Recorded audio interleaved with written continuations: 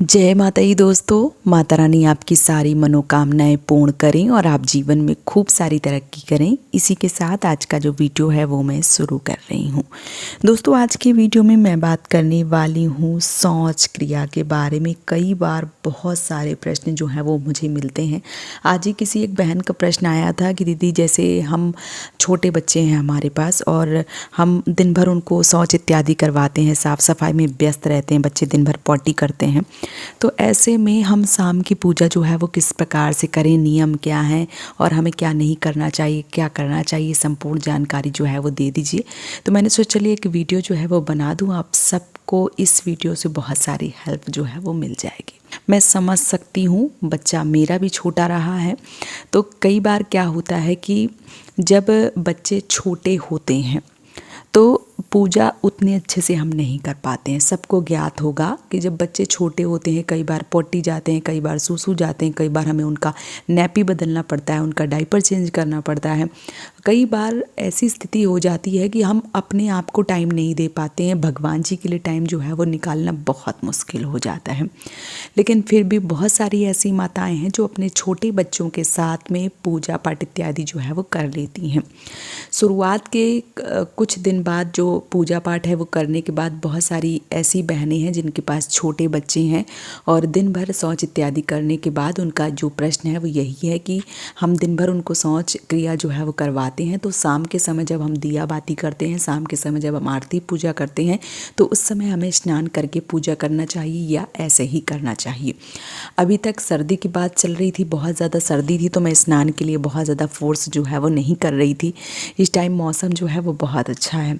अभी आप दिन में 2 बार क्या 3 बार भी नहा सकते हैं, इतना अच्छा मौसम जो है वो हो गया है। बात करूँ छोटे बच्चों के साथ में, तो देखिए पॉटी जो होती है, जो शौच क्रिया है, वो तो मलमूत्र ही है और हम चाहे वो बच्चों की साफ करें या अपनी स्वयं की साफ करें, गंदगी तो है ही। और नियम यही कहता है कि जब हम टॉयलेट जाते हैं, जब हम वॉशरूम यूज़ करते हैं, तो हमें जब केवल वॉशरूम यूज़ करते हैं, मतलब केवल हम बाथरूम करते हैं, हम पेशाब करते हैं, तो उस समय हमें पैरों को अच्छे से धोना चाहिए, अपने हाथों को धुलना चाहिए, साथ ही साथ जो कुल्ला है वो ज़रूर करना चाहिए और साफ़ सफाई का ध्यान जो है वो ज़रूर करना चाहिए। तब हम शाम की पूजा जो है वो कर सकते हैं। लेकिन अगर आप पॉटी जाती हैं, आप शौच क्रिया करती हैं, तो आपको स्नान करना अति आवश्यक है।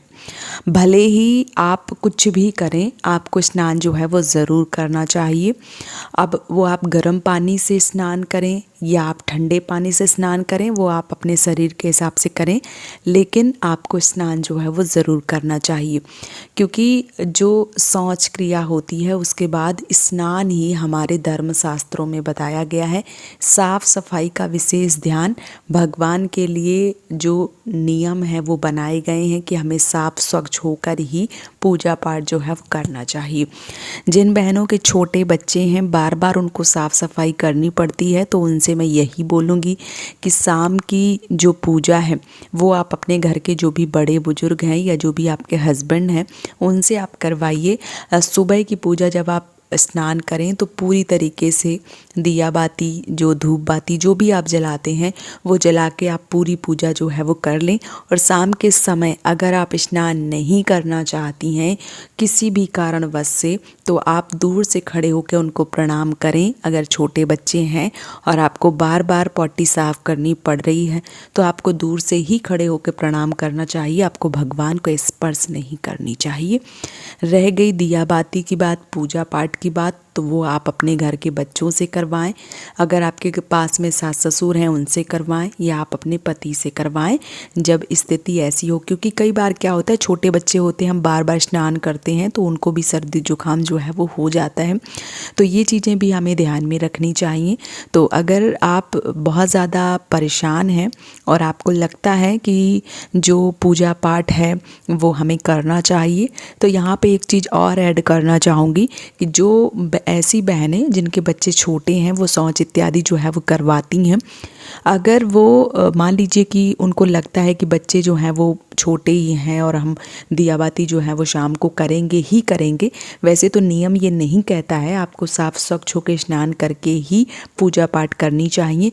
लेकिन अगर आप चाहते हैं कि जो स्नान है वो हम बार बार नहीं कर सकते हैं, तो मेरा यही मानना होगा कि अगर आप पूजा पाठ या दिया बाती जो भी कर रहे हैं तो दूर से ही करें। आप भगवान को स्पर्श जो है वो बिल्कुल भी ना करें, क्योंकि गंदगी में जो है वो भगवान को स्पर्श करना वर्जित बताया गया है।